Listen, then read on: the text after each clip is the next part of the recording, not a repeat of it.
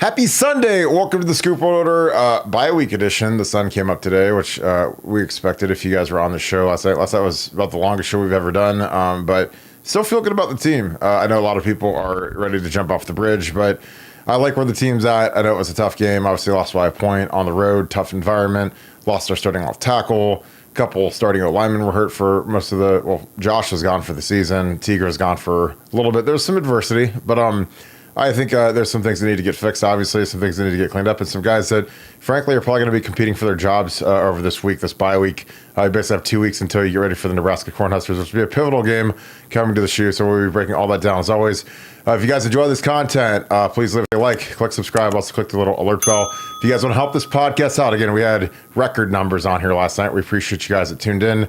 Give us a follow on Apple Podcasts. Search Apple Podcasts for Buckeye Scoop. Click follow. That is huge for us, along with Spotify. Again, we appreciate you guys. We're working 7 days a week, baby, because that's what we do. And it was a long night, but Nevada. It was. We've been a part of teams, and we've been Ohio State fans where we felt much worse after a game. And with the 12-team playoff, honestly, everything is kind of the same as it would have been if we would have won by a point. Obviously, the Oregon jumped up to 2. We fell down to 5. But as long as you're in the top 12 and you get a chip and a chair into the playoffs, it's all that really matters. But again, that's not people sunshine pumping, whatever. No, it's just reality. Again, there's good NFL teams that lost today that'll be making deep playoff runs, and there's teams that sometimes don't look great. But it's all about staying healthy and getting hot at the right time. And obviously, we had a devastating injury. I thought our second most valuable player is lost for the season, Josh Simmons. The only guy that I would have listed as more valuable was Will Howard, who played magnificent, I thought, in the game. What are your thoughts? I know you rewatched the game. There's been a lot of back and forth on BuckeyeScoop.com. What are your thoughts after 24-ish hours since kickoff? Well, first of all, this is an honest question. How long did we go last night? Because I was in such a complete stupor by the time the thing ended. It was 3 hours. Every bit of 3 hours. I mean, we set our record for super chats. We had like 95 super chats last night. So I mean, that was goodness. Yeah. The folks wanted answers, and we were giving them the answers. So it was, and I mean, there was some redundancy in the questions, but hey, we're here to take your questions. Again, we appreciate you guys patronizing us, and again, there's people that want to know what happened, and that's what we're here for. But it was a solid 3 hours, and mind you, this wasn't a 3:30 game or a noon game. This is a 7:30 kick that went long. So we wrapped up. It was 2:30-ish. So it was a long night for the Buckeye Scoop squad, but we made it. And again, I know that you're thankfully on Central Time, so you're not quite as exhausted as I was, but it was still a long show, a very long show. But yeah, it was a long one. But how you feeling a day after the game? I mean, I feel fine. I mean, I want to be more upset about the loss, and I went back and rewatched the stuff and kind of played the what could have been game. But I have to say that I am very usually I'm in pretty much in lockstep with kind of the collective worldview about the game. I may not agree with particular things, but I'm generally, generally on the same page. I think this is probably the game that I'm the most disconnected from a lot of the people that have watched the game on it, because I just read the stuff and I read just how Will Howard cost us the game, how he was so terrible, and I simply do not understand. I don't understand it, and I only think it's because some people came into the season with a preconceived notion. They took a position that he wasn't OSU caliber, that he's being chased out of Kansas State, and they just want to ride or die with that, with that position, because I don't know how you can possibly, gripe about Will. I mean, they were even griping about he fell down on the last drive. Well, we converted. Like, yeah, he fell down, and then he got back up and converted and kept the chains moving and moved us down. I've rewatched the JJ offensive pass interference more times than I care to admit, and just not a good call. There's just no way about it. Just not a good call. And I think it was a direct residual of what was going on with those guys all the way down. And kind of an underrated play was, I think it was one play before this where Howard throws it high to JJ in the near the end zone, and looking for JJ to make one of those great one-handed catches, and the guy's draped all over him, grabbing his arm. No call, which is fine. Um, but I just think they were being there. It was a real physical matchup between those two, and the guy flopped and drew the flag, and one of the most inopportune 15-yard penalties, one of the few 15-yard penalties in the book. I think that one in like clipping or something like that. There's not a lot of 15-yard penalties in the book for the offense, and but we got it, and we got it at the wrong time. But the polls come out, and we fell all the way to 4 in the AP poll. I think we're like 5 in the coaches poll or something like that. So when we talked about last night how little impact it would be, and how if there was such a thing as a quality loss, this is it. And that stuff does matter. I mean, it does matter in the poll era. It does matter how much you lost by, where you lost by, who you lost to, and this will be the best loss that anybody has all year, by 1 point on the road at Oregon. And I would love, love, love to get a rematch with those guys. And I know the team would well, and I know the staff would as well. And maybe something like this forces some changes on the staff, on some things, on some scheme things, on some philosophical approaches, because maybe you win and it covers up some of your imperfections, and this loss maybe draws them bare and makes you deal with them and assess them in a real manner, in a serious manner. So I've always believed in the seeds of any failure are the sprouts of your greatest success, and I know you've lived that, I've lived that, we've all lived that before, where when things look the bleakest, there's an opportunity there. So for Ohio State, hey, pick yourself up. You got a week off. Sucks about Jimmy. Sucks about Will Kazmarek. It's not a broken collarbone. It sounds like he's out for the year as well.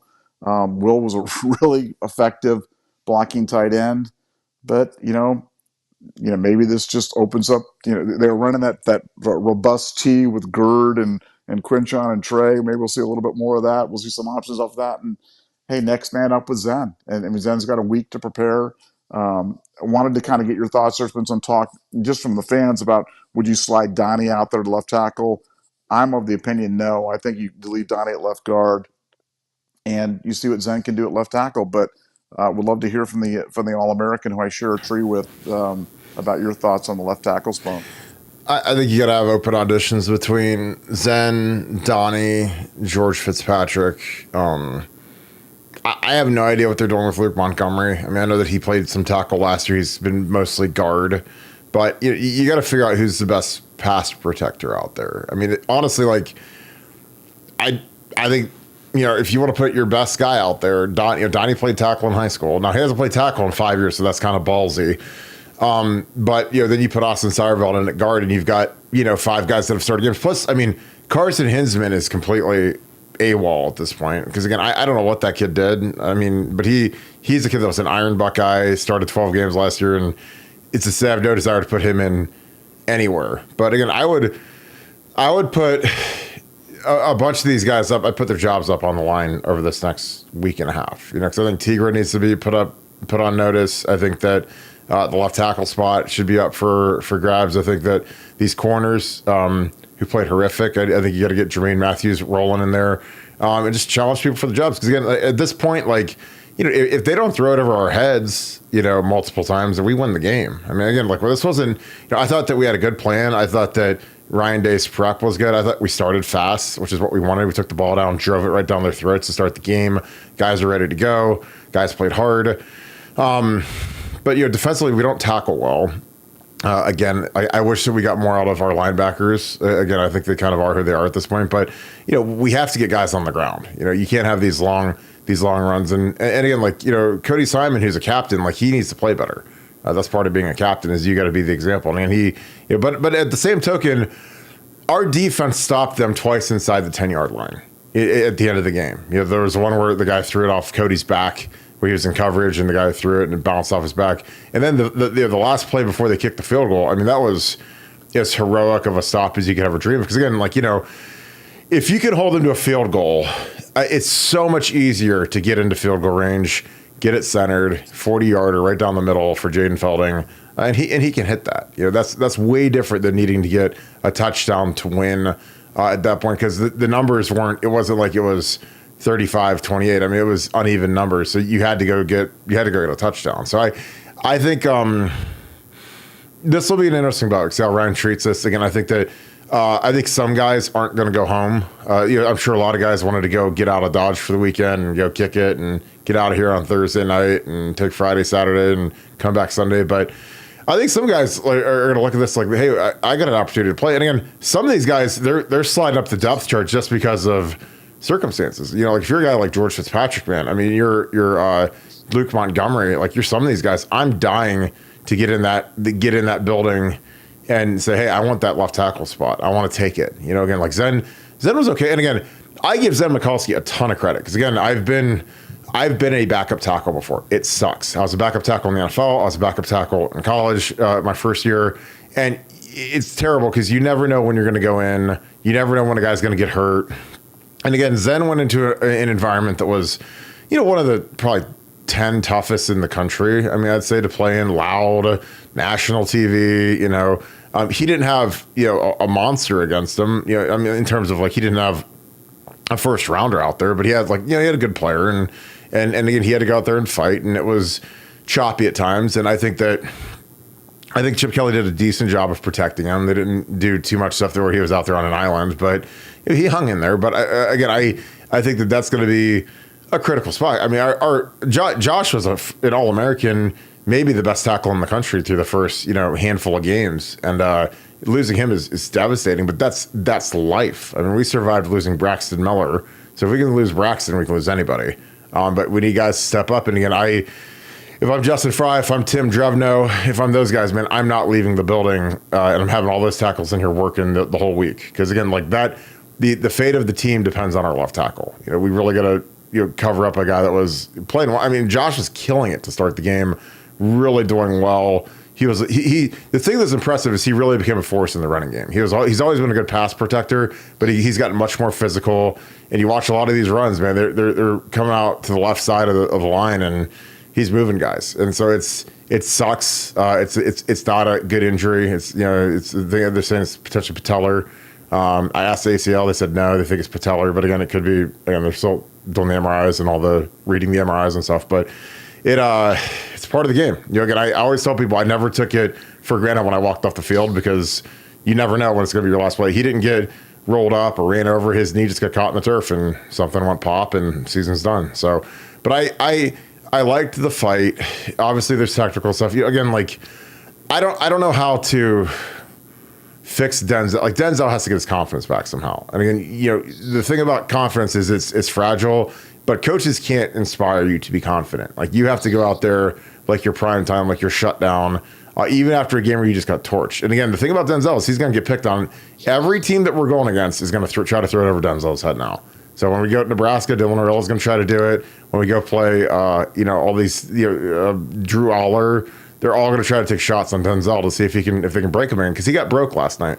And again, I felt bad for the kid, but that's part of playing at Ohio State. Is you could have one of those games, and our fan base is vicious, brutal cannibals. Like I don't know how else to describe it. I mean, it's like when it reminds me of the kind of the downward spiral of Harry Miller's mental health was when he had a game where he had 3 holding calls, and fans were just absolutely ruthless and death threats and all the craziness. Because that's kind of what happens, especially now that people get drunk, they gamble, they lose money, whatever. People get nasty. And again, I feel bad for what Denzel had to go through. I've been through it. Just because I went through it. Like we lost to Florida, and I mean we got bludgeoned by by the best damn fans in the land. But that's why it's a good calling for people that are smart and watch this show. Be better. Again, like and again, I know that it's harder than ever because they're not really kids anymore, because they do get NIL money and stuff, but they are people. But I felt for Denzel. But that being said, he got produced, man. And this is a production based business, and it's real easy to evaluate if it's this or if it's this. And again, like Denzel getting torched last night, basically, I don't say it cost us the game, but you can't give up that type of volume of throws and explosives just to you. Nevada, do you have any thoughts on that? Well, I saw the thing. They said that they threw at him 8 times and they had 8 completions for like 174 yards or something. I mean, it was really bad. I mean, it was really bad, and it got me to thinking. Obviously, you saw the Jermaine Matthews tweet afterwards with the unhappy faces and whether he was unhappy, whether it was related to this, which I'm sure it was. Um, but you just, I mean, Tim Walton kind of never gets mentioned. Like never gets mentioned. But he's the position coach. If he needed to pull somebody, if he needed to make a change or something like that, I mean, I think it's fair to ask, hey Tim, you're getting paid a lot of money too. How come you couldn't see it, or how come you couldn't coach him up for what you're doing? Because man, we're brutal on Friday. If somebody misses a block, man, Justin Fry gets whipped, and that's the way it is. And we've done that with position coach, but for some reason, Tim Walton kind of flies under the radar, and nobody ever mentions it. But yeah, that was about. I mean, it was literally like you mentioned Ashton Yabodi, and I mean, I still remember that game like it was yesterday, and this is going to be one of those games that we're going to remember about 20 years from now. About, hey, remember that time when Denzel just couldn't cover anybody? And I think they compensated for better in the second half and stuff, but boy, that was bad. And, as a result, we didn't get any turnovers, we didn't get any special teams play, and so you think about what the offense accomplished last night. Scoring 31 points, every single one of them off a long field. No short field, no drive started on Oregon side of the ball. I mean, it was all long field drives for 31 points and 467 yards. That's a heck of an offense, and without your All-American tackle, for at least half the game. I don't know. I can't remember exactly when he went down, but hey, I thought the offense did some great things, and certainly showed that we can hurt teams a variety of different ways, and the defense. Look, the elephant in the room, as bad as Denzel was, and Denzel was historically bad, but our inability to generate pressure is, it's just jarring. And, you watch the NFL right now and you watch teams and you just realize that if you're not disrupting the quarterback in some way, even getting to move, I'll live with him breaking contain. I'll live with them completing some screen pass. I mean, I'll live with all those things. You got to create negative plays, and you got to try to create turnovers, and you got to create, mayhem, because you can't allow a guy to have that much time in a clean pocket to throw back there, or you're going to die. And I hope and pray that this was jarring enough to Ryan Day that they enact that philosophical difference. Because for people not to think, I've had this interchange with people on the board, and they're like, "Oh, Jack Sawyer can't do a spin move, or JT doesn't." Like, look, these guys have got all the pass rushing moves, but right now they play outside shoulder, they play outside contain, they cage rush, and they have not been let loose, and that's just a fact. That's not an opinion. This isn't one of those opinion questions. Like, you can have an opinion. This is just a fact. They have not been let loose to rush. They have not been let loose to have the type of freedom, the type of pass rushing freedom that NFL defensive ends have, all the time. And I realize the NFL game's different, but I think we've got to attack. We've got to either let those guys go, or we've got to bring more pressure from linebackers, or bring up Caleb Downs as safety, and live with the results. And if we give up big plays, live with it. Now that may be a knee jerk reaction to a 1-point loss on the road, but I like an attacking style a lot more, and I don't think we're not getting enough pressure, and we're not even disrupting enough. We're not even making it uncomfortable. And if you're not even making it uncomfortable, you're really putting your defense at a disadvantage, and I think that's got to change. Yeah, I mean, I agree with you completely. I mean, I think you got to let these guys do their moves. Again, I highlighted last week JT hit a spin move that is basically impossible to block, and he's not generally allowed to do that. He's allowed to do that when they twist. They had some drop 8 stuff where they would drop Caden Curry and they would rush, Sonny Styles and Cody Simon, and it was just wholly ineffective, because you're rushing a bunch of guys that weigh 230 pounds versus a bunch of good offensive linemen. They're going to stonewall those guys like each and every time. So they're dropping 8, they're dropping Caden Curry into coverage. And again, it's not working. Again, I don't know if it's twist games, but again, Oregon didn't have. I mean, Oregon had one sack. It might have been the play where Will Howard just fell down. So it wasn't like Oregon was lighting us on fire either on the other end. But I think that they got to figure out a way to get these guys going. They got to just say, guys, like on this front, you guys can do whatever you want. There's no contain, there's no cage rush. You guys go get after the quarterback. If you got to run deeper than the feet, do it. Do something.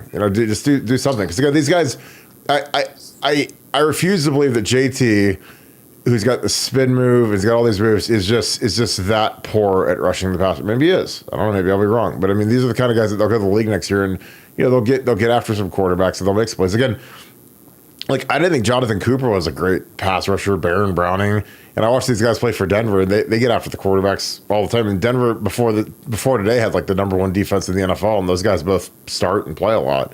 So again, I don't know what it is, but I would just get after these guys. Again, the lack of pressure kills our secondary. Denzel, for whatever reason, and again, because on the one long touchdown, it was that drop 8. It was where they dropped Caden Curry and they rushed Cody Simon and Sonny, and they get zero pressure on the thing. And I don't know. It's hard because you can't cover forever. But we knew that they had 2 guys that ran 4.3s, and you can't let those guys behind you. So, but again, I don't know what you're supposed to do when your cornerback is just having one of those days. And again, like he's a senior, he wasn't a captain. Do you start rotating him a little bit? Because again, it's not like these guys don't see the best guys in the country in practice every day, but you got to figure out a way to get him back to playing well. Because again, his confidence, I'm sure, is shattered at this point after a game like that, after the beatdown that he's taken from mentally, from the media and from the fan base and whatever. But it's part of football. I mean, this is the beauty of football. Is like starting today, everything that happened yesterday doesn't matter anymore. You got to correct it. You got to watch the film. You got to get after it. I know it's cliches, but Nebraska's not going to feel sorry for you. I mean, I honestly wish we played this Saturday so these guys could get this taste out of their mouth. But and whatever hurt us, we're going to see again. And again, I'm sure that Nebraska's going to attack whoever our left tackle is. I'm sure they're going to go after Denzel and try to throw it over his head. But you got to make things better. We got a bunch of super chats. I could bust some of this tape. I want to watch a little bit of tape here because I want to watch the G lead. Because again, I thought we did a lot of good stuff. Again, we started off the game, and I broke this last night. But, we ran Will Howard right out of the gate for the first touchdown. And again, I said on the road, the thing I would do is run the quarterback. I think that it's so smart. It's so critical to do. And again, we're outnumbered, and this isn't great. We're going to have a ton of penetration. Again, G is who he is at this point. He can't stop this penetration. I mean, he's all the way in the backfield. And it's amazing that Todd Blackledge, who's our Canton guy, is actually a pretty smart guy. He said this was a great block. And I'm like, what are you watching? Have you ever seen football before? So we give up a ton of penetration at the point, kind of soft at the point. But, Will is so big, so strong that, again, he can drop his shoulders in here. And, again, this is excellent by Quinshon. Dropping the shoulder, lead blocking, puts it on him, fall into the end zone. Again, like that's our first drive of the game and couldn't have been any better. I mean, Nevada, your thoughts? We started off, again, you always wonder how are we going to start off on the road. But what were your thoughts? I mean, that first drive, I was like, okay, we're good. Like we're not sleepwalking, we're not slogging along. Took it right down the field on them, but what are your thoughts? Look, I thought offensively, we were crisp the whole game. I mean, other than just a couple of, too many procedure penalties pre-snap, and it really put ourselves in bad spots. But I thought that offensively we played well. And we answered every time that they took a punch at us. Our offense came back and answered it with a long drive and a touchdown. And no, I like I said. Would you like to have certain plays back? Yeah, I'd like Will not to drop the perfect snap from Seth on that 1/3 down. Maybe we would have converted, maybe we wouldn't. But that was unfortunate. The 3rd and short by Trey, I wish he'd have turned it up. And would that have resulted in points? Not sure, but it would have kept the drive going. I mean, there's little things you can pick, but all in all, the offense was really, really good. And so it's just it's hard for me to find too much to default on that side of the ball, and that, as you mentioned, that was playing without 40% of your offensive line and your best blocking tight end. So And it's different. Losing a guy pregame where you have a day to prepare or a week to prepare or whatever it is, and a guy can kind of get ready is completely different than losing a guy in the middle of a game. And you know that yourself, Kirk. It's if you have time to prepare, it's just a lot more less frantic than, hey, here comes the cart. Oh my God, the guy's going up. Oh, who's going in to play left tackle? I mean, that's a little bit of a fire drill, and it's really a testament to Fry and Drevno and to Chip Kelly and the offensive staff that they were still able to execute at such a high level, because Oregon never stopped us, and or should never, rarely stopped us, and I thought the offense was outstanding. Yeah, I did too. I thought that they played well. Again, we had the one turnover. We'll watch this here. Donnie's late here. This is a weird play because Donnie gives up so much penetration. It's like, I don't know what the. I'd love to hear what the issue is that he gives up.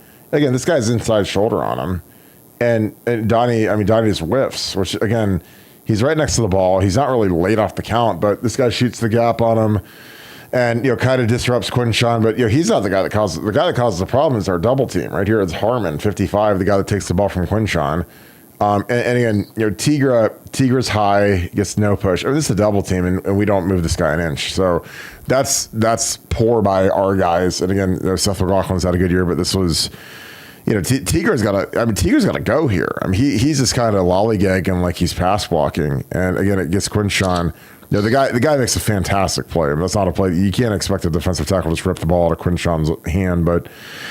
Yeah, I don't know. I don't know if Quinshawn's hand was bugging him here or what it was, but strips the ball right out of his hands. And again, this is, we're giving them the ball on the 30-yard. Again, you talked about us having to drive. They get the ball on the 30 right here. And again, it's 7-0. Our defense made a stop, and then we give them the short field. So again, you can't do that versus equal talent. Like, that's the thing that kills you, is when all of a sudden you're like, okay, our defense gets a stop. We score, defense stops them, or we get the ball back, and then we turn it over on their side of the field, and it's a disaster. Between that and the squib kick thing that happened, it's like they had two short fields in the first half, and that it just absolutely kills you. Your thoughts about it? No, I couldn't agree more, and that's why, like I said, it's that was a really unfortunate situation. 7-0, and you got the ball. I'm thinking maybe we go up 10-0, maybe we go 14-0, to really kind of take the air out of the stadium. And instead, like you said, they've got first down on the 30 and going and cash it out. But no, it was just that was unfortunate. Unlike Quinshawn to do that. And that play was a weird play, and just like I said, I look, I'm on the defense as much as anybody, and I'm talking about but when you give the offense short fields, it's it just really, it was just a bad time. There's never a good time for a turnover, but that was a particularly bad one. Yeah, and then right out of the gate, the first play they run, we're in man coverage, which is fine. So you're manned up. You see Lathan has got him in man coverage. So again, you can see on this fake, he goes with him, and you see Lathan here. And when they do this, this is, and we fall down here in the middle. Tyleek and Jack are trying to set the edge on the backside. Again, this is just a nice play design. But when the ball's handed, JT is got the C gap, and then you've got this convoy of guys coming here, and Lathan's running out of the play. So, Sonny plays behind the block. And then, this is Cody. Like, Cody has to make this play. And if Cody makes this play, this is a 1-yard gain. But he misses the tackle, and it goes for a lot. Because, again, we're off in man coverage. And, again, this is a problem when you play man. Here's Davison. He's running with this guy back to the ball. And it's... I don't know. It's just one of those things where this is a backbreaker. They get down to the 3-yard line on first down, and it's because we turn the ball over and we give them momentum. So the game is it's tough. It's a game of inches, but we can dig into some super chats real quick. We'll take some more film down in a second. Buckeye 1, thanks for the deuce. DN's getting paid for what? Jack Sawyer no show. JTT bad. I don't know. I think that those guys, they played hard, didn't make a lot of plays, which hurt us. I thought our front wasn't great versus their O-line. I thought we had an opportunity there, and we didn't really take advantage of it. We got outrushed, which hurts. And guys didn't tackle the way that they needed to. But that being said, when they needed to get a stop at the very end, they got a stop. They held them to a field goal. And honestly, the offense and special teams put them in some bad field positions, some bad spots. So, again, football is a concert of all three phases of the game. And sometimes when you let the defense down, you put them in bad spots. It's just it's not great. But again, the lack of pressure is perplexing. And I know that Jack and JT, who want to be All-Americans, it's hard to go another game without a sack, without going absolutely crazy. Your thoughts, Nevada? Yeah, great kids, great Buckeyes. Glad they're here, but they just, they haven't been anywhere near I really thought those two would be absolute wrecking balls, and when they announced they were coming back, no one was more excited than I was to get these two veteran defensive ends back for another run at it, and they haven't been great. But I just I've seen teams turn it around. We've talked ad nauseum about 2014. You lived through 2004. Things happen, and sometimes things happen for a reason, and it may precipitate scheme changes, personnel changes, attitude changes, whatever it is. But this team's not far off. I mean, Oregon is a legitimate top 3, top 4 team in the country. I'm not sure where they fall in that, but they're a good football team, well coached, good football team, a lot of talent. They can play with anybody, and they were jacked out of their mind, and we lost by 1 point on the road. And I think we got screwed. I think we got screwed in the offensive pass interference. I will go to my grave believing that, but it happens, and you move on. I'm just hopeful that Ohio State takes this, the way that you should when you have a setback, which is you take a hard look at what you can improve and what you need to do better and what you need to change, and then you go do it. And I for the people that I talk to, for the people I interact with, I really believe that's the attitude that's going to be shown going forward. But they got to show it. Talk is cheap. They got to go show it. But I'm confident that they will. Agree. Ian Bates, thank you for the 5. Matthews, Caden Curry, and Kenyatta need to be playing. Being a senior isn't a prerequisite for playing time. It's like they came back for school because of low draft stock.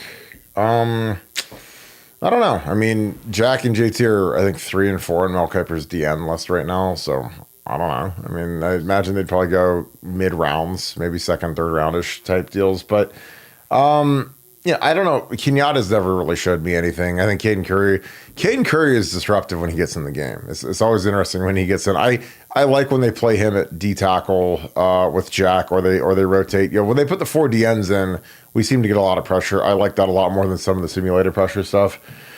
Matthews is good. I think that he's not scared and he's ready to roll. So again, if you're a cover corner, a man corner, we're gonna run a lot of man free, and you're gonna go put him out there. You can't have any fear, and he has no fear. So maybe he's gotta get out there and play some. So, like I said, I think that you have to threaten some jobs this week. I think that's part of what Ryan has to do. He's got to put some of these jobs up for grabs, and really, cause we got a chance to win a national title still.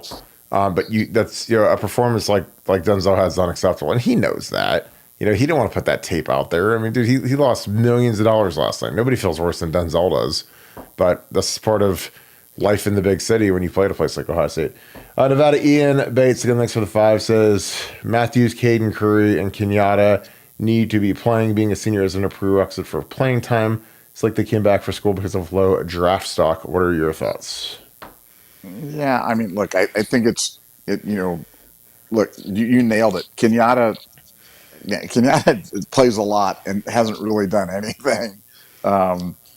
Let's just keep it. I mean, if we're being real, let's just keep it real. None of us have seen enough of Jermaine Matthews in real games to have any idea how he would do in that situation. And Caden Curry's fine. He's a good player. Ran the quarterback down from the backside on a play that really, I thought, demonstrated. I was just surprised on that particular play that Sonny wasn't more athletic and wasn't fluid enough. Um, I don't know I'm not going to say stiff, but there's something about Sonny from an athletic standpoint that I don't know what it is that just keeps him from animal flowing to these guys and making plays. And a good thing Caden ran Gabriel down from the backside, but I don't know. I think it's one of these things to be careful what you wish for, because we just don't have any. We don't have any idea if those guys are better, worse, or somewhere in between. And I think you got to ride with the seniors and challenge them and coach them up and get them better. Well, I mean, something I bet is that our defense will not be as good next year as it is this year. And I'll take that bet. I mean, you use JT, Jack, Tyleek, Ty Hamilton, then you bring in Caden Curry, Hero Canoe, Kenyatta Jackson, Caden McDonald. I mean, careful what you wish for. Because, I mean, again, like in 03, a lot of people were excited when we showed up in 04 and we had all these young, but we had Mike Kudla starting and we had Quentin Pitcock and all, younger, faster offensive line. And we sucked for the first 6 games. And so, I mean, we lost 20 guys to beat the Miami Hurricanes, and we weren't great on offense ever, but it just, I don't know. I just think that, next year people are going to be like, damn, I wish that we had Jack Sawyer and JT, but again, maybe I'm just crazy. Yashril LG, thanks for the 20. When will Day hold his coaches accountable? It's obvious Jim Knowles and Larry Johnson ain't on the same page. Jim should be able to run his whole defense. It's costing this team, period. I think Ryan's fired. I mean, is there a coach that Ryan hasn't fired? The only guy who's fired is Larry. I mean, he has a whole new staff from when he took the thing over. I mean, am I right? I mean, Hartline, he brought Hartline on. He made him a full-time guy, but, I don't know. I don't know if Jim Knowles running his defense versus Larry Johnson running the front. I don't know if that makes our defensive ends more explosive. I have no clue on that. Nevada, do you have any thoughts on? It's obvious Jim Knowles and Larry Johnson ain't on the same page. I think they're both on page, play great defense and not give up bombs over the head of the quarterbacks. But what are your thoughts? Yeah, I mean, look, it's Ryan Day's show. I mean, for better or worse, it is 100% on Ryan Day. And as you said, he has not been shy to move coaches around, to fire guys, to change positions, to demote guys, to do whatever. So, if he's sensing some sort of a disconnect, which I've never really got wind of. I think there's a natural tension that goes between a guy like Larry Johnson and a defensive coordinator. But I'm not really, I think people want to make a bigger deal out of that than it is. I just think we have to be better. I think that Jim Knowles clearly felt that that explosive plays were the devil, and limiting explosive plays was the meta, was more important than turnovers, was more important than tackles for losses, was more important than sacks, was more important than anything else like that. And they executed it, and they've executed the last 19 games better than anybody in the country.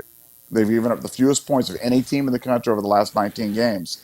But, it didn't, last night, I'm sure he didn't call the defense and go, okay, we're gonna play cover one shell and Denzel, make sure you don't let your guy run by you in 2.5 seconds for a 70-yard touchdown.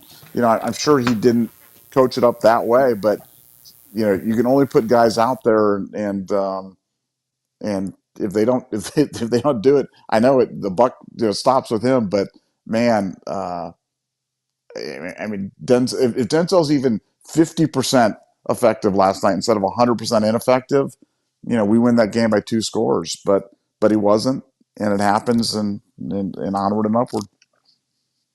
And again, Oregon, their tight ends coached at Ohio State. He's a GA with me, and he's a sharp guy. And they can tell when there's blood in the water with a guy, man. And I'm telling you, they could tell Denzel was struggling, and man, they went after him. Like you said, 8 for 8 for 170 yards and 2 touchdowns. I mean, that's as bad as you can do. I mean, it's like completing the ball on air. But I mean, our whole secondary was just in outer space last night, and it was sad to see. But Oregon picked us apart, and again, they've got good quarterback, good skill guys, and those guys got to rebound hard. Rohan Van Gogh, Ampfire 101. Indy is basically a home game for us since we share a state border. If Oregon makes the trip out to face us for the Big Ten title game, what would happen? I think we beat them. I really do. I don't know how severe their DN's knee is, but I'd like, again, that was the thing that was always in my head, is if we won last night, do we have an advantage going into Indy? I don't know. I've lived in this world of college football where you'll see a team like Alabama beat Georgia in the SEC championship, and then they lose to them in the national championship, or vice versa. Or you'll see a team win in the regular season and then lose in the national championship game. Like I think that happened with Alabama and LSU the one year. So I mean, there's times where I feel like the team that loses the first game has an advantage going into the second, especially when it's a close game. Like I mean, I'm not saying go out and lose by 70. I'm saying you lose by one in the most difficult. I mean, we played as a total team, we played like a C level game last night. And Oregon played probably a B plus. They played one of their better games, and they made mistakes too. But I'm just telling you, like, I don't think that we're going to play as bad as we did last night.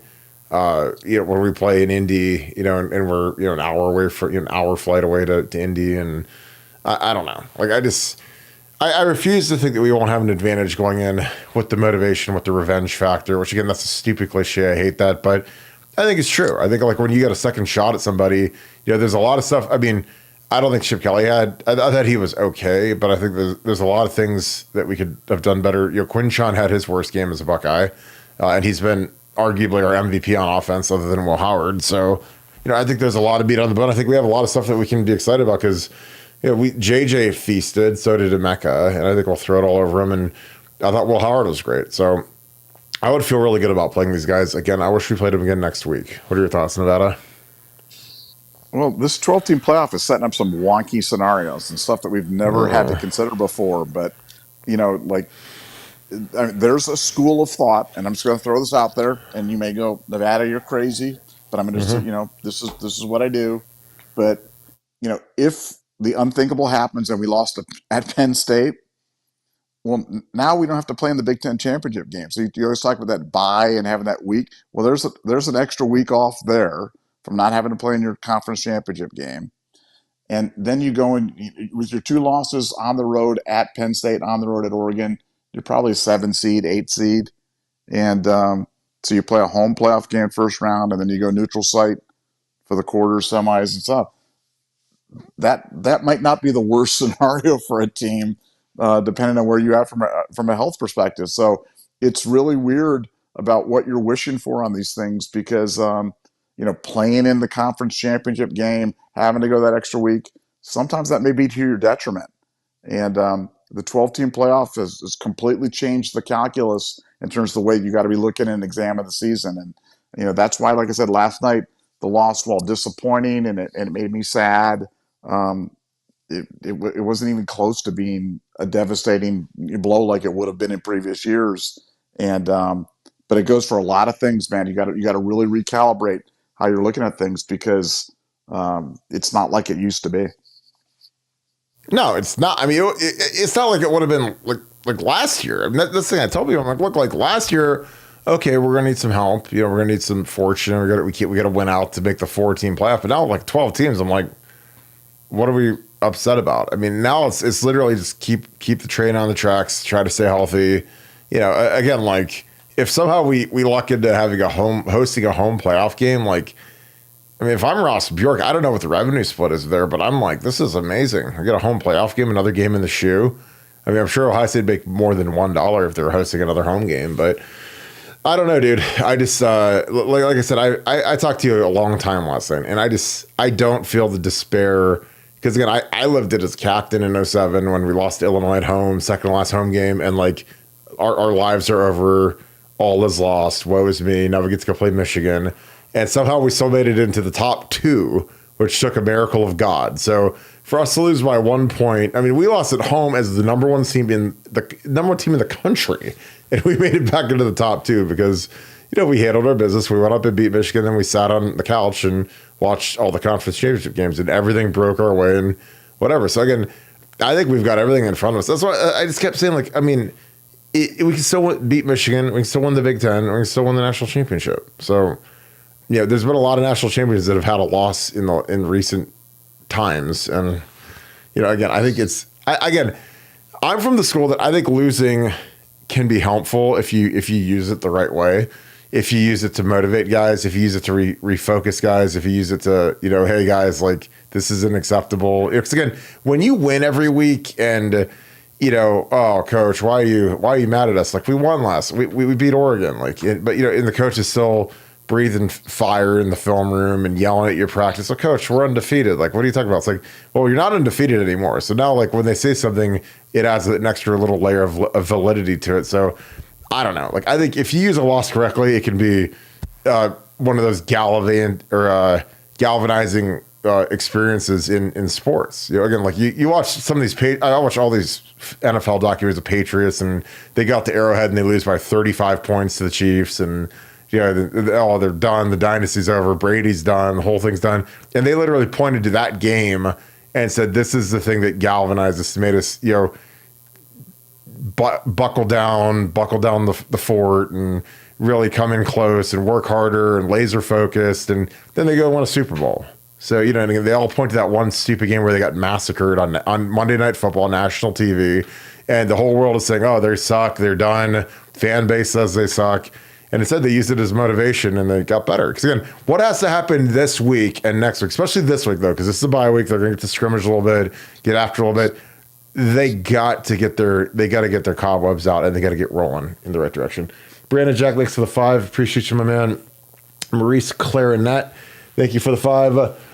We could still win the Natty, but I wanted this to be a generational world beater team a la LSU 2019. We aren't that, sadly. We are, quote, just a great team. Well, I just want us to win a national championship. I don't care about anything else. I mean, I know that 2019 LSU, it's hard to top a team like 2019 LSU. They have the number 1 pick in the world at quarterback, and they've got Chase and Jefferson. Like that's going to be, if that's what you're shooting for, then we might not see a team that good in our lifetime. So, not from a skill perspective. Patrick Queen.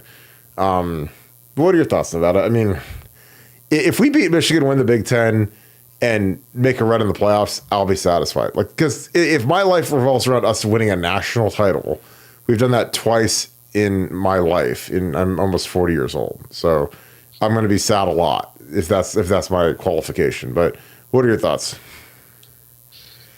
Look, obviously our most recent and fondest memories of the national championship team was a very imperfect team.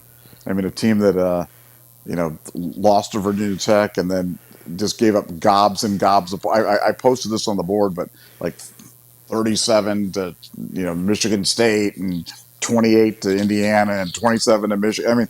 It was just a really imperfect team, but they got it together and they won the national championship and now they have streets named after them and they have reunions and photos and all sorts of stuff. So, look, if we would have won last night, we need to win at Penn State. We need to beat Michigan. We need to win the Big Ten title game. You know what? We still need to win at Penn State. We need to beat Michigan, and we need to win the Big Ten title game. So, I tend to think that sometimes it takes things like this to bring out the best in a group. The one thing I can't get around is losing Jimmy Simmons. That there's nothing good about that. There's nothing that's going to make the team's not going to be better for not having Jimmy Simmons in there. But like you said, it's life. It's football. It's next man up. And sometimes adversity like that galvanizes a group and can get guys to rally around Zen or whoever takes over that left tackle spot. And sometimes a little bit of adversity brings out the best. And I guess we'll find out how this group responds. I do think this team is a generationally talented group, certainly a generationally talented staff, and I think our best football is ahead of us. Yeah, and again, like, there's no good time to lose your All-American left tackle, but we have a bye week. So, we can figure out, hopefully, some sort of a plan going forward with Zen and George and, Luke and whoever else was an open trout at left tackle. Francis M. Plum, thanks for the deuce. Outson is a real advantage, so effing loud. I wish that the shoe was like that. It's not.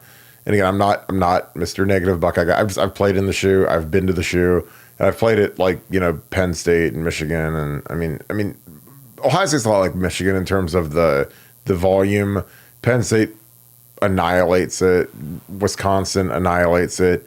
Even Kinnick. I mean, Kinnick's loud, but Allison is incredible, and it looked great. I mean, a lot of people that went there were just blown away by the environment and how it was loud for 4 quarters. And again, I don't know what we're supposed to do because again, Nevada and I are just, we host this broadcast every night. But again, I wish that the shoe was louder and more intimidating because I don't really think that it's that. What are your thoughts, Nevada? Well, that's a fact. I mean, look, you played at Washington, and Washington and Oregon, very similar. Yeah. But I mean, Washington is raucous. I mean, those fans get after it, and like I said, you lived it. I don't need to tell you. So, very difficult place to play. We knew it was going to be a big challenge. We knew it was going to be a back and forth game against Oregon, and it just we came up a little bit short, and but no, I mean they'll be better for having played that because, like you said, they'll play at Penn State this year, which will be as loud, as Oregon, but certainly not louder. And I think experiences like that will just help them, and very, very tough place to play, and we almost came out with a win.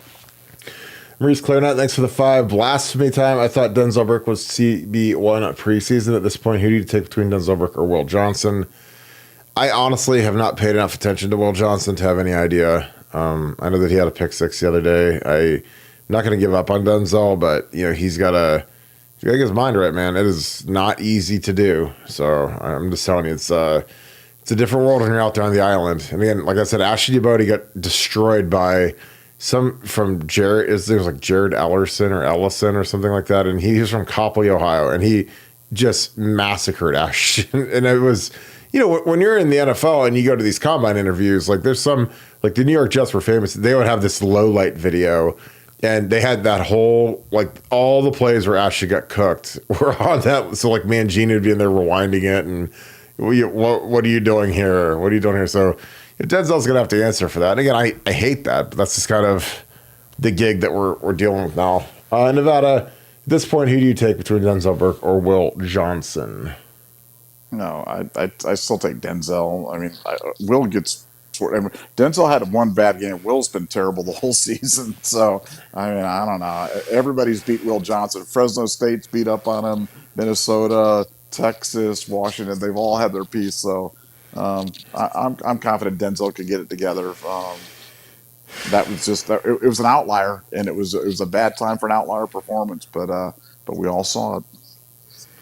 Brandon Jaglix the 5. Need to see more from our D scheme. Our corners had no help to limit those big plays. Do you see any improvements from Knowles? Bummed how it ended Nevada OH. Well, I think we need to see improvement from Tim Walton. I mean, I don't know what Jim Knowles is supposed to do. When the cornerbacks, I mean, they're all getting cooked last night. Davison, Jordan. So it was the worst. It was probably the worst game I've ever seen our corners play, at least in the last 10 years. It was like they were playing like. And again, the Oregon's receivers are good, but they're not like Justin Jefferson and Jamar Chase good. I mean, they're good, but our guys just had one of them days, man. And Denzel looked unathletic. He looked slow. I mean, it was tough. It was hard to watch, but I don't know. I don't know what Jim Knowles is supposed to do because you can't help everybody, and you got to get some corners that can not throw it over their heads. So. Nevada, your thoughts. The quarters said don't have to limit those big plays. You see any improvements from Jim Knowles? Well, I think the only thing he can do is bring more pressure. But on the big plays, it wasn't like Gabriel was sitting back there for 5 seconds, scanning the field and throwing it down. He was getting the ball out in 2.5 seconds, and the guys were just gone. So, both things can be true. We didn't bring pressure, but on those big plays, it wasn't about pressure. It was just about just getting flat cooked. And you're right, Denzel looked like he had two cement shoes on out there. He was not picking up ground on those guys at all. And that was the most perplexing thing of the whole night. Yeah, well, let's break one of these down real quick because again, I know people are the no pressure train, but this is Denzel getting fried on the one. He's up top and they throw it over his head. But the clock's at 47 right here. So you roll it, 6, 5, 4, 3. So about 3.5 seconds, ball's gone. And these guys they're max protecting. They're taking a shot. They've got a 7-man protection. we've got 4 guys. Backs over here, you get your tight end. So this is 7 on 4. So they got 7, we got 4. So we're playing coverage here. We're not blitzing. So again, unless you're He-Man, it's hard to get in, get to the backfield. But again, Denzel's up here and flat-footed, and this guy is flying off the ball here. Gets outside of him, and it's, Denzel does not look fast or athletic here. So this is the first one, but they're taking a shot. Again, this is a seven-man protection versus our 4 rushers, and I guess we're okay. We're trying to push the pocket 3 on 2 here. Kenyatta's here, and I don't know who the top guys. I don't know. It's JT, and JT spins late, but JT's got to beat 2 guys. He's getting double teamed because again, they know what JT is. They're double teaming him, and this back's chipping Kenyatta on the way out the door. So, but he drops it in the bucket, and again, like this separation is concerning because Denzel just looks slow here, but he's able to get him down on the ground eventually after he rides him for 20 yards or whatever it is. But I don't know. They took a shot, they max protected, and they got it out pretty quick. They got it out quick even with a max protect, which is crazy. But it's just the guys was just faster than our corner, and it's an issue. Kentucky, thanks for the 5. Did you get a finder's fee for Will Howard? Did not. I wish I did, but I should have. I'm going to tell Ryan next time I find him a quarterback that he needs to give me some money. Playing for next year, Kentucky, I don't know how we play for next year. It's hard to play for next year because we lose half our roster, so that'd be pretty difficult. Schaefer Healthcare, thank you for the 10. Kirk, how do you feel about the guys competing to replace Simmons? I feel like that's a potential issue against the Penn State pass rush. It'll be a huge issue if we don't get it fixed. I think that Zen and George Fitzpatrick are the 2 guys that I think are most likely. Those are the 2 backup tackles when the 2s go in. Those are the only real candidates, I think. Obviously people have said Luke Montgomery, move Donnie Jackson out there.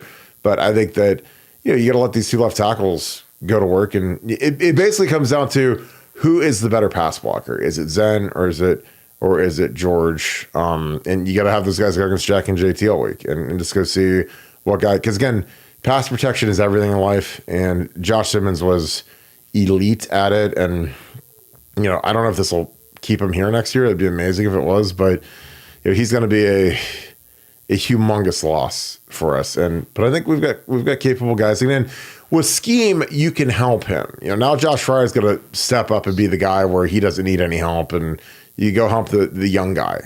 You can chip, you can put a tight end over there. There's a million ways you can help a tackle as making his first start, and I would use every single one of them, especially out at State College where it'll be loud as can be. I've played there. It's very hard to play tackle there. Nevada, any thoughts on the guys competing to replace Josh Simmons? No, I think you summed it up really well, but I think you brought up an interesting point, and obviously we don't have any particular insight to this because it's unknowable. But gun to your head right now, do you think this brings Jimmy Simmons back next year or not? Yes or no? It depends on how bad the patellar is, because again, his biggest thing is he's a super athlete, and it'll be really tough for him to work out and and be healthy, and he's so young. There's no shame being a 5th-year senior playing in college football, but I think he's got to consider it because he's not going to be able to train for the draft. He's going to have this devastating injury, and I think it could cost him draft positioning because like his knee. You got to prove that you're healthy from that knee. That's a big time deal. And plus, like with NIL, he could make a huge check to come back for another year and be a preseason All-American, be a captain, whatever. Again, I think we've got a good core coming back next year. I don't know if I'm sure we'll have Julian Sand at quarterback, and we'll have James Peoples. We'll have a good squad, but it really depends on how severe the knee is, in my opinion. But again, if it's a patellar, then I think it's if I was him, I would definitely come back because I'd want to rehab it here, get it right. Do everything I can to just put good film out there because he could, if his knee's straight, he could come back and be a first-round pick. Like Joe Thomas, his junior year at Wisconsin, tore his ACL, I think in the bowl game, and he was going to leave and be a top 10 pick as a junior, but then he ended up staying for his senior year at Wisconsin, had a great season, and ended up being the 3rd pick of the draft and was first ballot Hall of Famer. So sometimes injuries can change the course of your life, and hopefully he's healthy, but I think it'd benefit him greatly. Like, see, he made such a quantum leap from last year to this year, and I couldn't imagine how good he'd be next year, in my opinion. Chocolate Chip Scoochie, thank you for the 5. I just came in, and this is my first pod or anything since the game last night, but has anyone mentioned that there was 1 second on the clock when Will Howard was touched? I've seen that a lot. I don't think we would ever get that call at Outson, when the clock operator lives in Eugene. I don't think he's ever going to, I saw Ennis trying to call timeout, but I don't know, Nevada. What did you think of that? Did you think there was a second left on the clock? Well, here you have to remember it's when he begins his slide, when he gives himself up, that's when the play's dead. And I know that Ryan Day and those guys on the sideline were screaming. I mean, if I was Ryan Day, I would have been screaming for a review on that. I would have made a bigger deal out of that. I don't think they realized how close it was. But no, there's no question he was absolutely down with a second left on the clock. And is that reviewable? I'm not even sure what is reviewable anymore, but it would seem to me that would have been something that it would have been worth at least asking about. But all that could have been avoided by better clock management by Ryan Day. But his clock management, like I said, I'm not going to second guess scheme, play calls, personnel, any of those things, because I think that's all about hindsight and second guessing. But clock management, man, is black and white. You either do it right or you do it wrong. And we screwed it up again last night. And a few more seconds would have been mighty tasty at that point in time. Yeah, I mean, like I've said, they take 100 coaches on the road, and it's amazing none of them are screaming at Ryan to have that reviewed. Or again, like you got to challenge that. You got to do something. I mean, again, I would say Ryan's right on the sideline, and wherever that official is just running up and down the sideline, I'd say as soon as the play's over, we want our timeout. There's no question. As soon as it's over, timeout immediately. The second he hits the ground, whatever.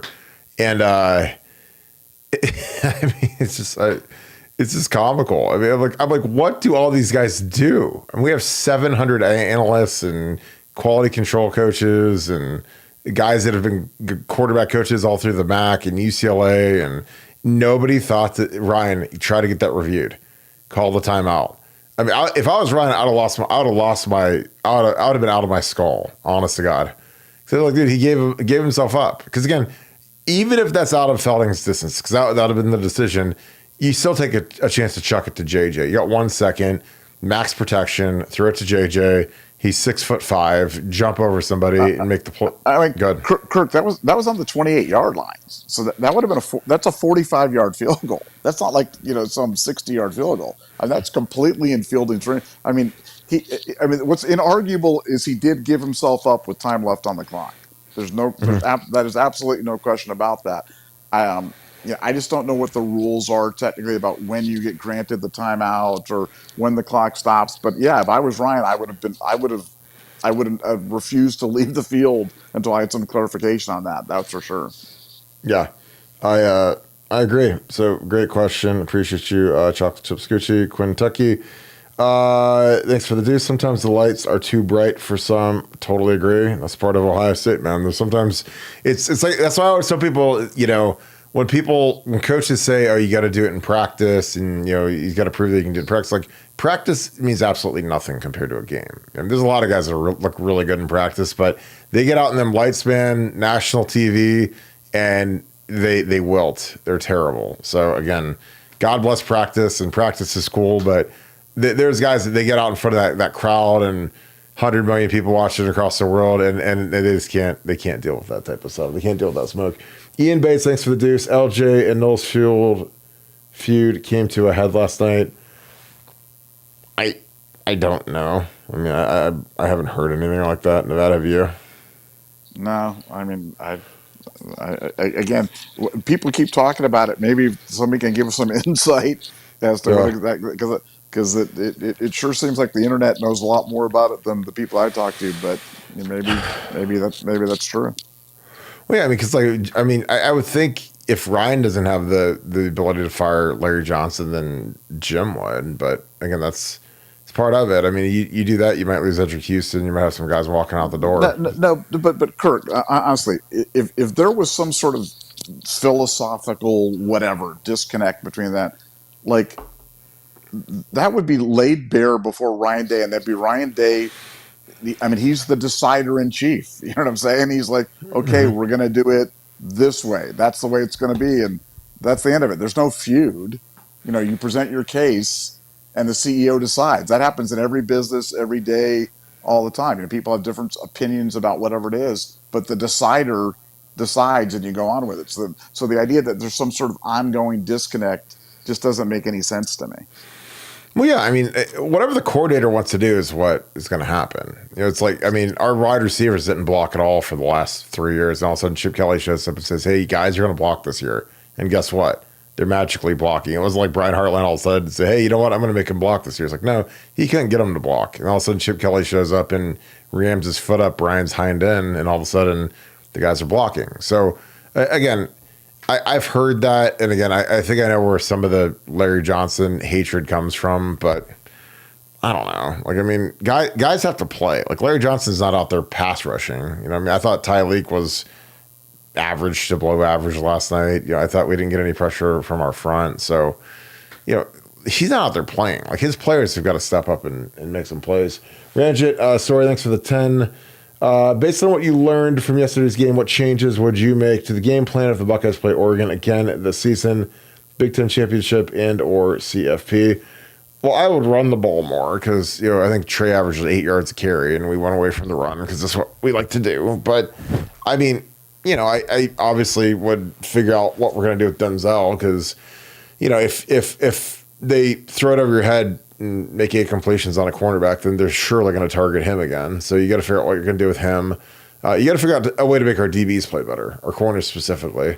But I wouldn't turn the ball over, and I'd be ready for a surprise onside kick. So those are the big things I would change because, you know, I think we need more out of Quinshawn. I mean, Quinshawn was the guy that, you know, was underwhelming last night. I know that he's playing with an injury, but, you know, I don't think you changed much. I mean, we lost by 1 point, and we were there right at the end. You know, had a chance to win the game, and you know, I don't think you don't have to upset the apple cart with an effort like that, especially when it's at their place at night, like loud, like it's tough. So, Nevada, what changes would you make to the game plan if we played Oregon again? Well, I mean, like, the first one is Denzel. I mean, if Denzel can't cover their guys, then Denzel can't play. I mean, there's no scheming around that. If your number one cornerback is like, hey, look, I can't cover their guys. Their guys just run past me every time.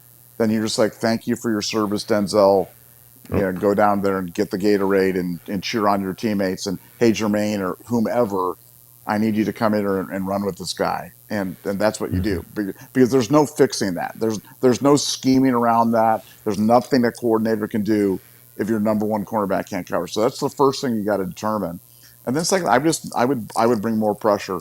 I'd bring more pressure, and you know, they expected, you know, Oregon to run more of a screen game, more of a short passing game, and they didn't. You know, Oregon didn't run that stuff at all. They were taking the deep shots. I guess they felt that they could get it, and they got it. And you know, I like I said, just about everything went right for them. I know some things people could talk about, well, this play or that play, but I think in general things went right for them. They were able to steal that possession on that onside squib line drive, whatever the heck we want to call that play, and that's a big break. You know, coming off a turnover and a touchdown and get the ball back and. I think I'd love to play those guys again, and you know, and offensively, I'd love to just play with a set lineup of guys up front, and hopefully we don't have 2 of our starting 5 offensive linemen go down and our tight end go down all in the same game because I think that was and despite that we moved the ball at will on those guys. Yeah, I agree. Jason Lewis, thanks for the 10. Every year, we lose at the end of the year, and we have no time to make changes. This may give us an internal look. We need to fix the flaws. That's exactly what I said. I mean, I've been saying that since we lost. It's like, you know, it's real easy to get these guys' attention because they're not getting adulation and love and, you know, the hype that comes from the fan base. Because, again, I've been on undefeated teams that ran the table up until we didn't. Like I said, that '06 team was a team that we won every game. Everybody loved us. Greatest team ever. Could we be the greatest team of all time? And then we show up and get just bushwhacked by the Florida Gators because, we probably thought we were better than we were. And, if we would have lost week 2 to Texas, then we probably had a shot to fix some things and have some motivation. So again, losses can be good. You have to use it and you learn. It's the old cliche, and it's probably one of the greatest cliches in the world is you learn a lot more from loss than you do from win. So we lost the game, and so we made a lot of dumb mistakes. We got outrushed. We turned I said all week, got to win the turnover margin. We lost that. You got to outrush them. We lost that. And you can't make mistakes on special teams. And, we have the field goal thing. No, excuse me, not the field goal thing. And again, their special teams weren't clean either because they had the muddle huddle thing where they didn't score, and they had the bad snap, and they missed a field goal. So the special team stuff was almost like a push because they had enough mistakes where it wasn't great by them either. So, Nevada, any thoughts on that? What was the question? I was listening to your answer. Your answer was so good, but I don't remember what the question was. Every year that we lose at the end of the year, and we have no time to make changes. Yeah. The old end of the year versus the beginning. I mean, you've lived it. You've been a coach and a owner and everything else. It's like I totally agree. If you give me a choice between winning early or losing early or losing late, man, I always want to lose early. You can come back from that. You can learn from that. You can refocus from that. And I am not happy. I'm not trying to present like, a happy die that we lost. But sometimes, man, sometimes it takes a kick in the butt to kind of get things going and get things going the right way. And we'll find out soon enough. Like I said, I'm not about talk. I'm about let's see what type of changes they make. And, can they enact some of the stuff? But I really am confident that I really do believe in this staff, and I believe in Ryan Day. Despite his shortcomings and despite his screw ups, there's no one that's currently coaching that's realistically going to be coaching Ohio State that I'd rather have than Ryan Day. No one, because Urban Meyer ain't walking through that door. Nick Saban isn't unretiring. You know what I'm saying? Like none of this stuff is happening. So I am more than happy with Ryan, and I've seen him grow. I think that one of the things I wanted to see. People ask her, "Well, what improvements did you want to see out of Ryan Day?" And I'm like, I wanted to see him improve his staff over the year. Did that. I wanted to see Ryan Day be willing to give up play calling and bring in a real offensive coordinator. Did that. I want to see him rotate guys more and give guys more meaningful playing time. Did that. I wanted to see him use all 4 downs and attack them. And man, he did that from midfield. Last year, he punted 4th and 1 from the 48-yard line against Michigan. Whew. And this year, that's unthinkable. They would never do that. And does that make a difference? Heck yeah, that makes a difference. When you're using all 4 downs to make 10 yards, that makes it's a huge difference. So he's been willing to change. You just got to get the game clock management stuff down because that was costly and they've repeated that mistake over and over again and that's got to stop. I agree. Mo Claret, Nick Ma, thanks for the 5. Mo Claret is right. Oregon's best, Ohio State's worst, and a 1-point loss on the road. I mean, I don't think that was our worst. I don't think we were great, but I mean, it wasn't like we mailed it in and lost by 45 points. I mean, we lost by 1 point. So I thought we did a lot of good stuff. I thought Will Howard played fantastic. I thought our line played, good enough. Defense, again, when you play real teams, like that's the problem is like we don't play enough real teams, especially early in the season. But like when you play a real team, you're probably going to give up 30 points if you play a real team. Like you look at Georgia, Bama, it wasn't 17-10, it was like 45-38. Because offensive skill is overpowered, and when you go against guys that can run that are good, you're going to give some points up. This is how the game is now. So, I don't think it was our worst. What are your thoughts, Nevada? No, I saw the tweet. I think the spirit of it was, hey, we played a C+ game. They played a B+ to A- game, at home, and we still only lost by 1. And so I totally agree with. I don't agree with everything Maurice Claret says or does, but I definitely agree with that. I just think it's one of those things that it's a learning experience, and No, I thought we did a lot of really good things offensively. I mean, that was definitely a winning performance on the offensive side of the ball. And defensively, I'm hoping to see some change, some positive changes yeah, that as a result. But we'll have to wait and see. Lisa Share, thanks for the 5. Thanks for being on here every night. Appreciate you, my friend. What are the biggest hanging fruit, simple things that we can do? Great question. One thing I would absolutely do is I would basically tie Keenan Bailey's job to getting Jelani Thurman going. Now that Willis Kaczmarek out and he's good to go, I mean, he's done with the collarbone. Like Jelani Thurman has to play more than 2 plays. Now again, for whatever reason, he's whatever they're laying down isn't getting picked up, in the tight ends room. So Jelani Thurman has got to become, he's the JJ Smith of tight ends. He just doesn't play like it. He doesn't play like he even wants to be, out there. So I would figure out how to get Jelani going because, again, we need a guy who can set the edge blocking because we have the worst tight end blocking in the history of Ohio State football this year. I mean, it's so bad I can't even believe it. I think you got to rely on the run game. Again, I think, Quinshon being dinged up didn't help us, but, Trey I thought was excellent. He was, a spark and a warrior like he's always been. Keep featuring JJ, Emeka. I'd get Brandon Innes more involved in the throw game. Again, I loved when we handed the ball to Emeka and we faked one to Innes.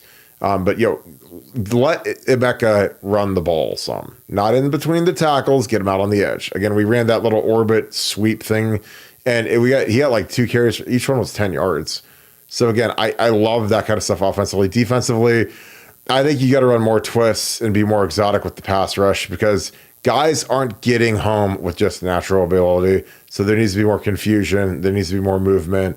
I honestly like the 4DN thing. I haven't seen that as much, but when we would do that in third down nickel stuff and you put Caden Curry with Jack Sawyer, JT, Kenyatta, or whoever on third down, I like that. I don't think Tyreek and Ty Hamilton are great pass rushers. Again, Tyreek gets gas because he's 340 pounds. So again, that's a good time for him to take a down off. But, I wish our linebackers were better blitzers. They're not. Because we try to blitz them and it's literally like attacking a walled city when our guys blitz a pass protection. It's horrendous. And then you got to figure out what our cornerbacks can do in coverage. Because again, those guys were liabilities last night. So, if you got to get Calvin Simpson-Hunt, you got to get Jermaine Matthews, you got to get some of these young guys going, then get them going. Again, I'm not above threatening people's jobs because again, if you want to get a guy's attention, let them know, hey, that's unacceptable. And if we want to get to where we want to go, it's on you to get your act together. Nevada, your thoughts. Lisa Shear says, what are the biggest hanging fruit, simple things that we can do? I mean, I'd start getting Caleb Downs involved more in the blitzing game because he is slippery. He can make himself thin. He is athletic enough to turn and get stuff. But I'd start bringing more pressure. I'd start bringing more pressure. And I know it's counterintuitive when we've had trouble covering, but if you're having trouble covering, at least let's make the quarterback uncomfortable and make him get off his mark and make him throw it up a little bit quicker. Because watching Dylan Gabriel sit back there and be that comfortable was that was unsettling. That should never happen. Well, and it's like I'm watching. I got the Bengals Giants game on Sunday Night Football, and it's like I watched Brian Burns, who they signed for $100 million. Their defensive end beat Orlando Brown's a Pro Bowl left tackle, and he beats them with an inside move. Our guys are not allowed to rush inside. They're only allowed to cage rush, outside shoulder, stuck to the tackles like Velcro every time.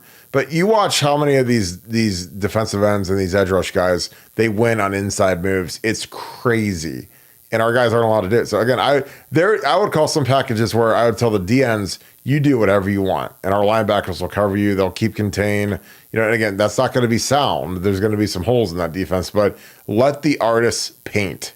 I'm telling you. Because again, you watch these really good pass rushers, they're not just running the outside shoulder every time. You have to mix it up against the tackle because, again, our scheme, it makes our guys very easy to block.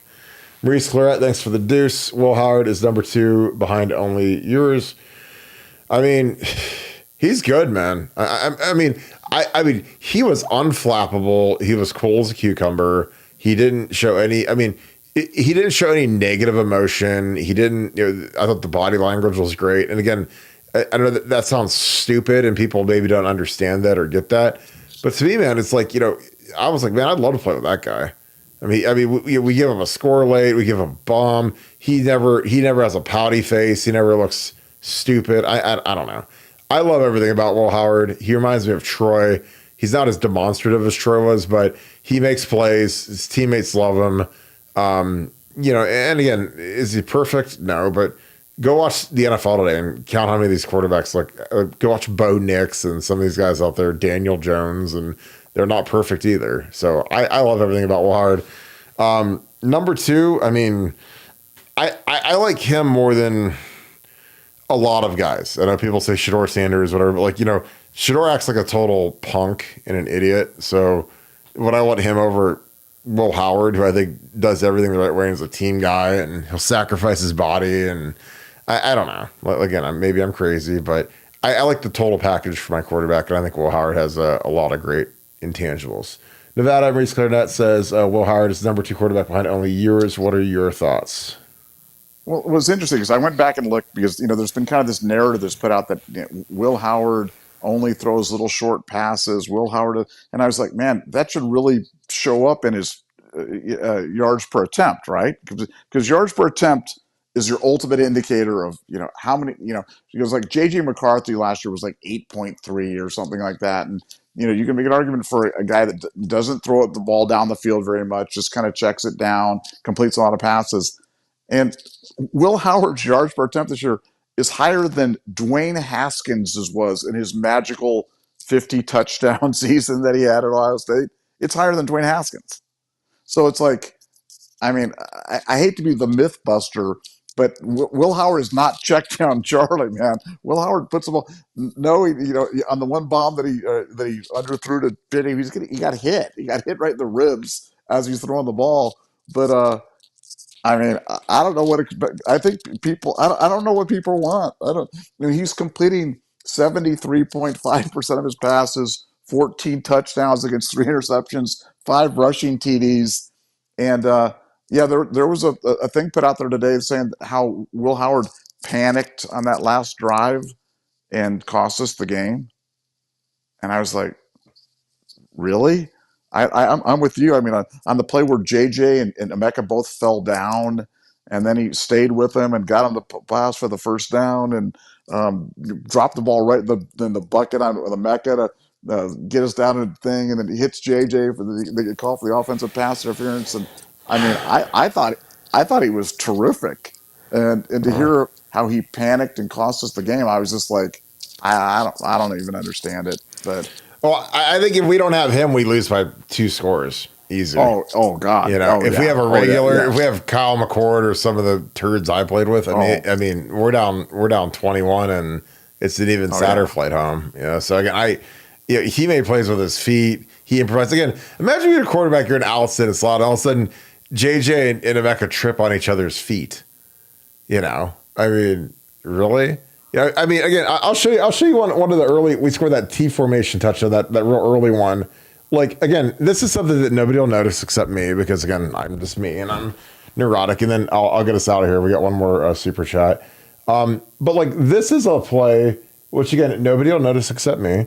But like, watch Will Howard here. Again, this is the T formation touchdown where we run the little guard pull and kick and down. Same old play, the old Woody Hayes play, and like.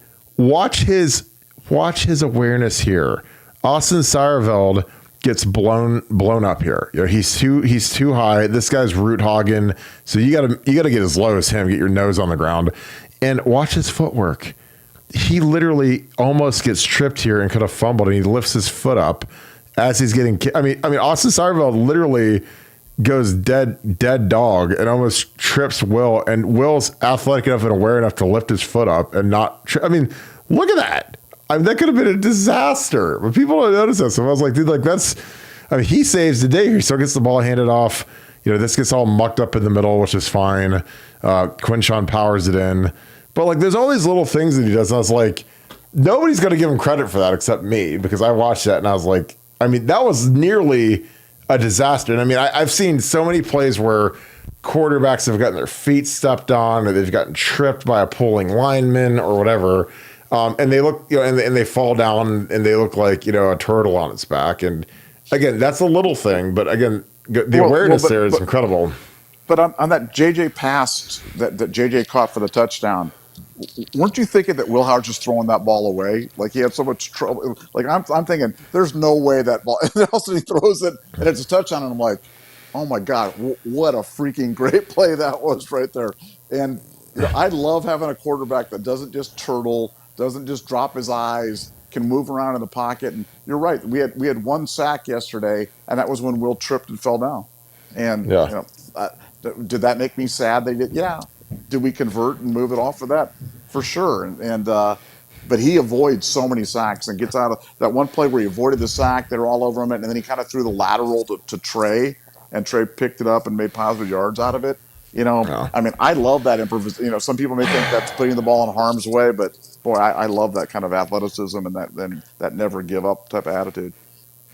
Yeah, I'll show you one more bad Will Howard throw, because this is incredible. The little wheel route to Macarigo in here, then he runs a little wheel here, and I mean he couldn't throw this thing any more perfect. Drops the dime, like literally throws it right at the pylon. Like, I mean, what a throw! He catches it, one hitch, drops it right in the bucket. It saves Emeka from getting killed.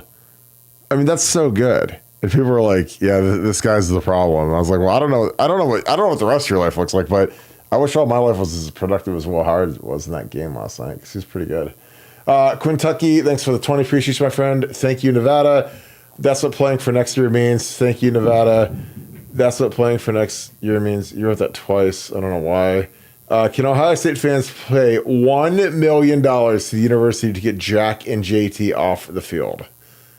That is a lot of money. I mean, I can think of, there's a dream machine at the Cosmopolitan in Las Vegas that could use $1 million. I'm sure you could play how long can you play the dream machine for? The dream poker machine. That'd be like a couple days, probably. I think on $1 million. I'd give it a shot, man. Let's do it. Let's do it. I mean, if you're gonna give it, I mean, God, it's like, I don't know. I mean, the hate is real, but that's. I don't know if they're really going to give up Jack and JT for $1 million, but I mean, I'm sure the university would take that $1 million and they'd probably send you a nice fruit basket for it. I know that they would not. I know one thing, for $1 million, they are not going to fix your TV in your suite. Or get you a sign, man. They're not going to get you a sign. Forget it. You got no shot. Yeah. Michael Holstein, thank you for the 5. When the student is truly ready, the teacher will appear. Lao Tse. The next 2 weeks are important. I don't know if we've ever had a ancient Chinese quote on here before, but that's pretty fire. Nevada, when the student is truly ready, the teacher will appear. Do you have any deep epiphanies with that? Another Lao Tzu's quote was the longest journey of 1,000 miles begins with a single step. That is another. He was a smart guy. Yeah. No. Look. The guys will be receptive now. They'll be listening. Ryan Day and the whole staff will have their rapt attention, and sometimes that's the best thing. Sometimes that's what you need. But again, we'll find out. We'll see how these guys respond coming off this bye week. And like you said, there's no good time to lose an All-American. Nothing. We're not going to sugarcoat that. But if it's going to happen, let's have it happen on a bye week, so we have a couple weeks to try guys out and get it going. Next man up. Lao Tzu, another quote he said is, "You got to get rid of Jim Knowles and that gimmicky defense." Lao Tzu. He did say that. He did say that. He did say that. He was walking around to the apple orchard. He's eating his apple, and he says, "Fire." He did. He says, "Will Howard is the problem." It's like takes a big bite out of his eye. Like, Will Howard is the problem. Will Howard is the problem. Lao Tzu. Darn you, Lao Tzu. Darn you. He's on the Civilization game that I always play. All right, Nevada, any final thoughts before we go read our Lao Tzu quotes for the night? No, appreciate that, Michael. Just all is not lost. Stay strong, guys. All is not lost. This thing can turn into something really, really good.